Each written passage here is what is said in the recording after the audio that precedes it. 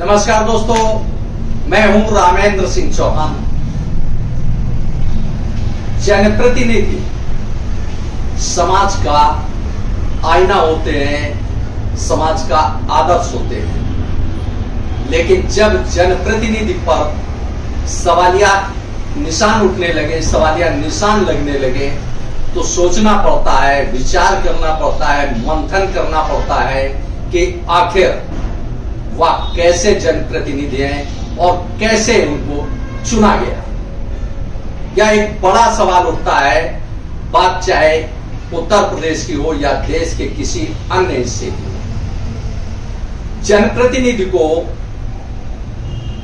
समाज का एक आदर्श होना चाहिए, समाज सेवक के रूप में होना चाहिए, लेकिन जिस तरह से हालात दिख रहे हैं वह कहीं न कहीं भारतीय राजनीति को कलंकित कर रहे हैं। देश के सर्वोच्च न्यायालय यानी उच्चतम न्यायालय ने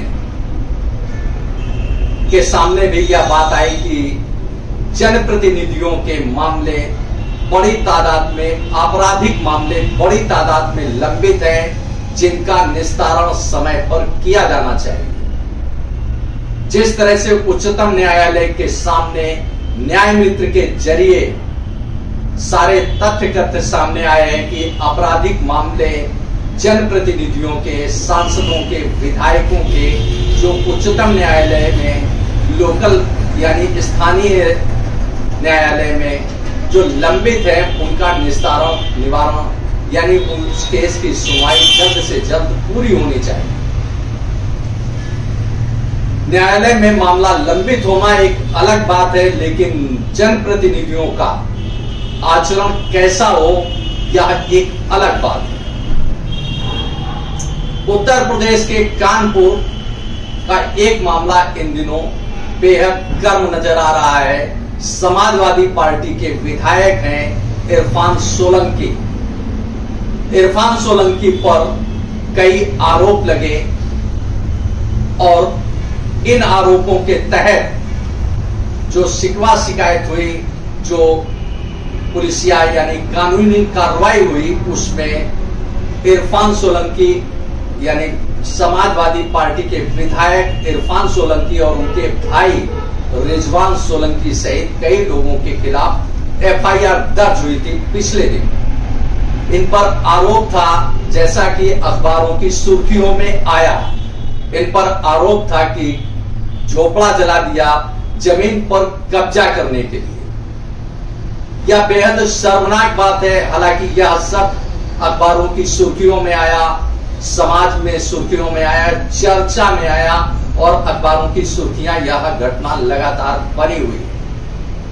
अब जैसा कि अखबारों में एक बार फिर है कि समाजवादी पार्टी के विधायक इरफान सोलंकी और उनके भाई रिजवान सोलंकी के खिलाफ न्यायालय ने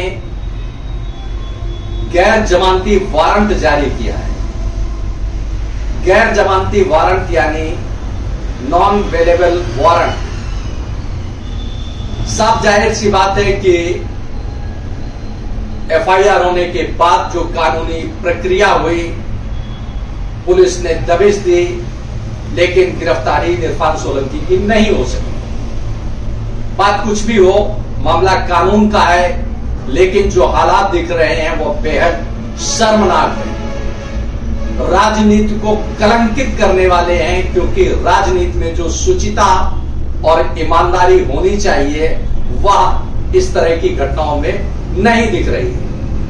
इतना ही नहीं, इरफान सोलंकी के खिलाफ जो शिकायत शासन या जिला प्रशासन तक पहुंची, उसमें समाजवादी पार्टी के विधायक इरफान सोलंकी और उनके परिवार के पास 300 करोड़ रुपए से अधिक की धनराशि काला धन के रूप में माना जा रहा है, यानी ब्लैक मनी के रूप में माना जा रहा है। जिला प्रशासन इसकी भी जांच कर रहा है, लेकिन सवाल यह उठता है कि यह आखिर ऐसे कैसे हुआ, क्योंकि एक समाज में एक आईना होता है विधायक, समाज में एक जनप्रतिनिधि के तौर पर होता है एक विधायक, समाज उसे अपना आइडियल भी कई बार मानता है, तो ऐसे में भले ही चाहे वह विधायक के फरार होने की बात हो या 300 करोड़ रुपए की ब्लैक मनी की बात हो, कहीं ना कहीं मामला भले ही चाहे वह कानून के तहत हो या न्यायालय में हो,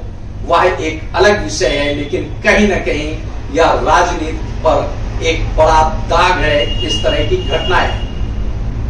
आखिर ऐसा क्यों होता है कि जनप्रतिनिधि निर्वाचित होने के बाद इस तरह के घटनाओं में सामने आ जाते हैं? उसके पहले वह क्यों नहीं दिखते हैं? जनप्रतिनिधि चुने के जाने के बाद उनकी सक्रियता इस तरफ क्यों बढ़ती है? यह एक बड़ा सवाल उठता है समाज के सामने, देश के सामने, और देखा जाना चाहिए, समाज को देखना चाहिए कि वह जनप्रतिनिधि चुन रहे हैं तो किसे चुन रहे हैं।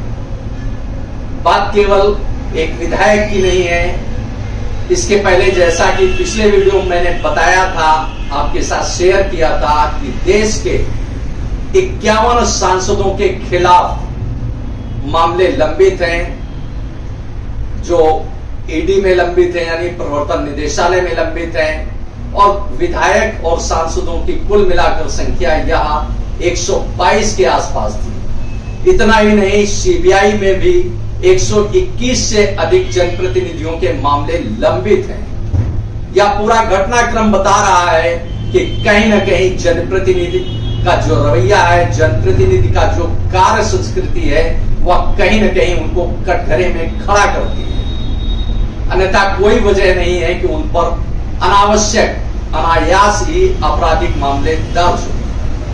यह पूरा सीन बता रहा है, चाहे वह बात स्थानीय न्यायालय की हो या उच्चतम न्यायालय की हो, कहीं ना कहीं यह व्यवस्था, यानी जो जनप्रतिनिधियों का जो यह पूरा सिस्टम दिख रहा है, जो पूरी उनकी कार्य संस्कृति दिख रही है, वह कहीं न कहीं भारतीय राजनीति को कलंकित करती है। बात एक विधायक की नहीं है, बात एक शहर की नहीं है, बात पूरे देश की है। इस तरह की घटनाओं पर, इस तरह की राजनीति पर कहीं न कहीं अंकुश लगना चाहिए, क्योंकि अगर इस तरह की घटनाएं बढ़ती हैं, वह देश और समाज के लिए एक कलंक साबित होंगी। शुचिता और ईमानदारी, पारदर्शिता राजनीति में होनी चाहिए, जो इस समय करीब करीब लुप्त सी दिखती है। राजनीति में शुचिता हो, ईमानदारी हो, पारदर्शिता हो, इसी से भारतीय लोकतंत्र गौरवशाली होगा। भारत की सभ्यता, संस्कृति दुनिया में पहचानी जाएगी। भारत की अपनी एक अलग पहचान होगी। लेकिन जिस तरह से यह घटनाएं आती हैं, चाहे वह सुप्रीम कोर्ट में मामला हो या सीबीआई में हो या ईडी में हो या स्थानीय कानून व्यवस्था के तहत हो, अगर इस तरह के मामले आते हैं तो कहीं न कहीं भारतीय राजनीति को यह कलंकित करते हैं, दागदार करते हैं। आपने इस वीडियो को देखा, आपको यह वीडियो कैसा लगा कमेंट बॉक्स में हमें अवश्य बताएं। वीडियो को शेयर करें। यदि आप हमारे चैनल पर नए हैं तो हमारे चैनल को सब्सक्राइब करें, जिससे हमारे आने वाले वीडियो, आने वाले नोटिफिकेशन आपको मिल सके। दोस्तों, वीडियो को लाइक करना ना भूलें। आप लाइक करते हैं तो हमारा प्रोत्साहन होता है, हमारा मोटिवेशन होता है। आपने वीडियो को देखा, आपका बहुत बहुत धन्यवाद। Thank you. जय हिंद, जय भारत।